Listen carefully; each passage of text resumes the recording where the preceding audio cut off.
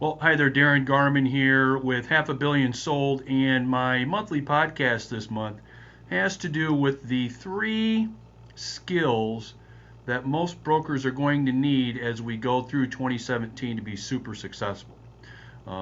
If you're a broker that has goals that you want to achieve this year, income goals, market share goals, and maybe even time off goals, vacation, lifestyle goals, all those kinds of things, the three skills that I'm going to share with you, I think, are going to play an integral part in you being able to achieve those goals.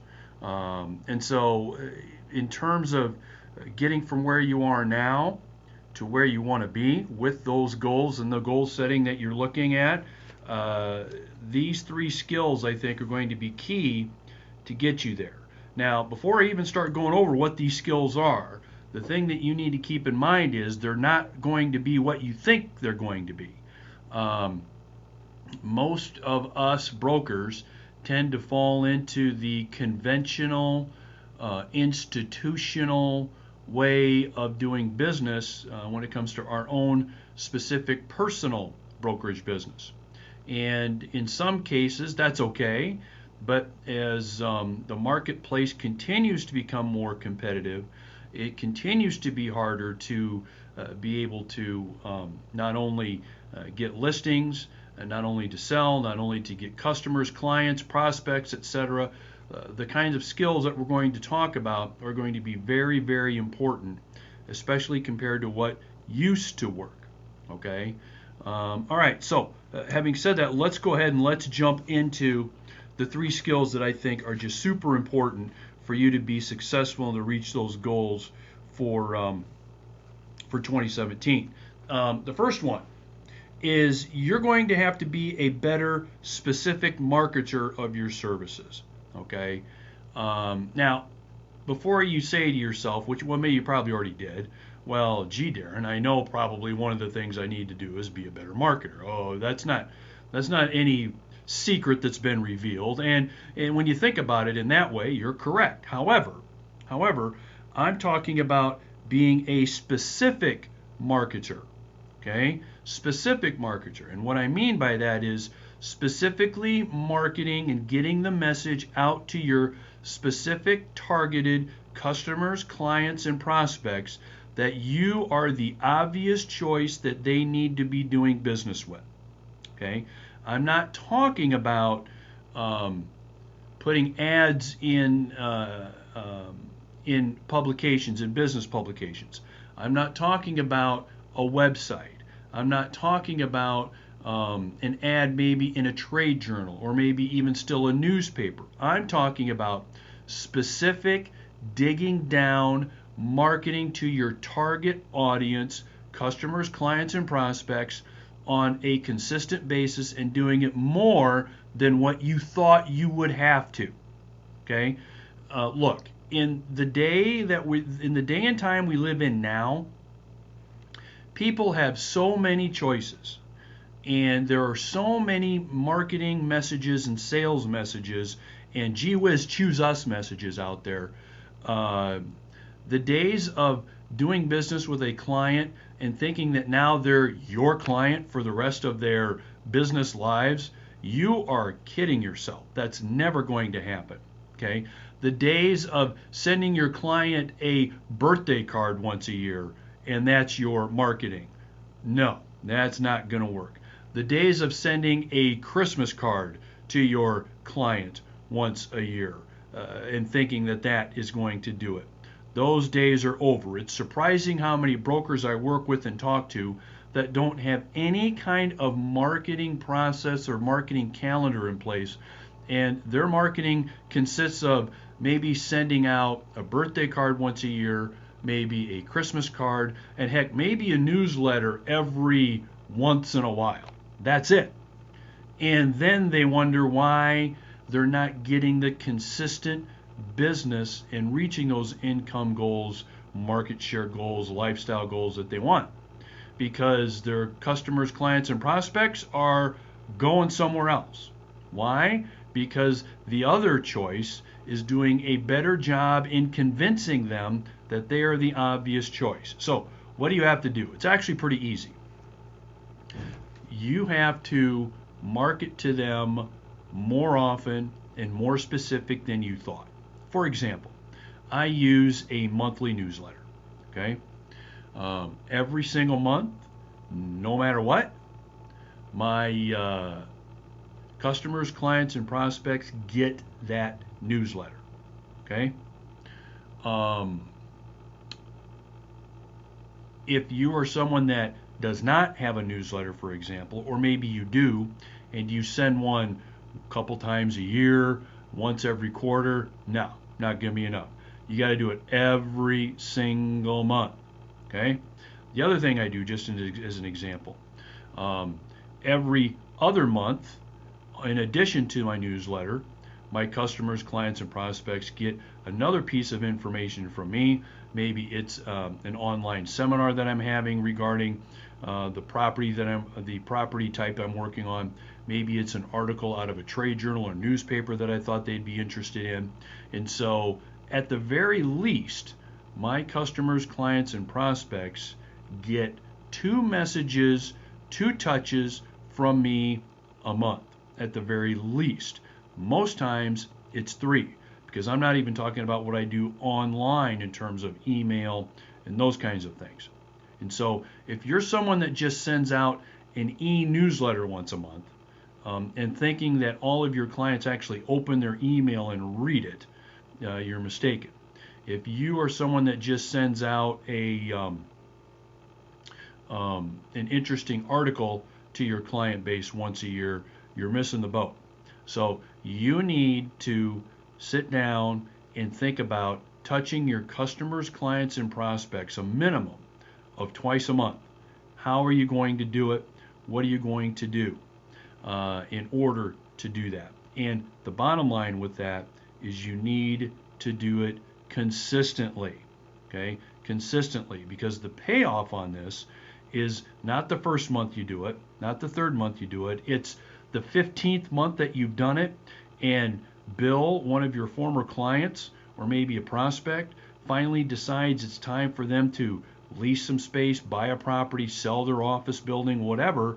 The first person they're going to be thinking of is you. Okay? Not another broker, not doing it themselves. They're going to be thinking of you. So the first skill you need is more specific marketing, more consistently to your targeted customers, clients, and prospects. Okay, that's number 1. Number 2, you're going to have to do something that most people are uncomfortable doing, and that's talking about yourself. And so you're going to have to implement a little more self-aggrandizement in communication with your customers, clients, and prospects about how good you are, what you've accomplished, what you've sold, what you've leased, how good you are at what you do, what courses you've taken, how skilled you are, how things are going with your business, why you're doing so great, etc., etc. Now, you might be like me. I'm not a big fan of talking about myself, or I guess I can use the word bragging. I'm not. And most people aren't comfortable with it either. However, in today's landscape, in today's marketplace, you're going to have to continue to tell people how good you are at what you do more often than you would like. You're going to have to slip out of your comfort zone with that more often than you would like. And you're going to have to tell your story about how good you are at what you do more often than you'd like. What does that translate into? More information sent to your customers, clients, and prospects about the property you just leased, the property you just sold. Okay, how much property you've sold up to today, how many people you're working with, why people are choosing to do business with you, etc., etc. You've got to continue to communicate to people that you're not just another broker. Okay, that you are the broker that has your Superman. You got the red S on your chest, and you are getting things done and getting and making people money and making them happier than they've ever been. Why? Because they're working with you. You've got to continue to talk about how good you are at what you're doing, how you're able to translate that into value for them, and why obviously they should be choosing you as someone to do business with versus the competition or doing it themselves, because you are so damn good and have such a great track record with what you're doing. Okay, all right. That's the second. That's the second skill you're going to need.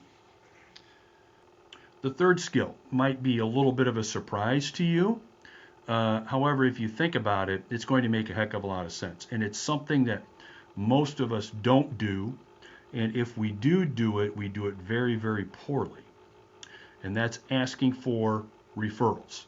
Okay, you're going to need to set a schedule, make a schedule where at least 4 to 6 times this year, you're going to specifically ask your customers, the people you've done business with, for referrals. Gone are the days of you just hopefully getting a referral from someone that you've done business with, hoping that they're going to refer somebody to you because you did such a good job. Good luck with that. Okay, good luck with that. You may get a referral here and there from that, but unless you specifically take the time and ask, okay, people are not going to think about doing it. And the longer the time goes from them actually doing a transaction with you, the worse it's going to be. So do yourself a favor. Set up a schedule where you will contact your customers at least 4 times this year, preferably 5 or 6. And you will ask them for a referral. And it's very, very easy to do. You can do anything from giving them a call. Hey, Bill, I was thinking about you today, and how's that property on XYZ Main Street going? Great. I just thought I'd call to see would you know of anyone that you think would have a use for my services right now? You know how good we do things and how well things went with you. I'm wondering if there's anyone that you know would have an interest in working with us on anything, maybe now or sometime in the future. Okay. Or I like to send a letter. So I'll send a letter saying, hey, I love doing business with people like you. We've got a really, really great relationship.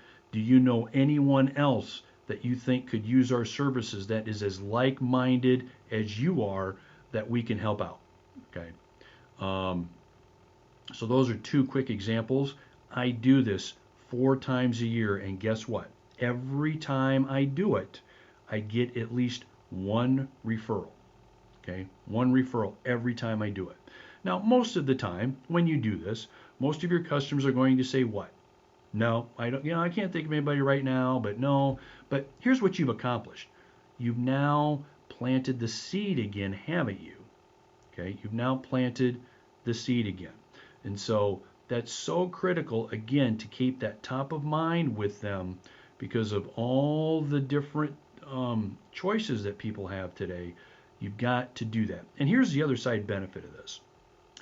How much time, effort, energy, and money does it take for you to get a new customer? A lot, right? So if you do it the conventional way, your prospecting process, everything you do to land a new client, a lot of work, a lot of time, right? Well, when you get a new client from a referral, how much does that take you? 10, 15 minutes? That's it. No cost.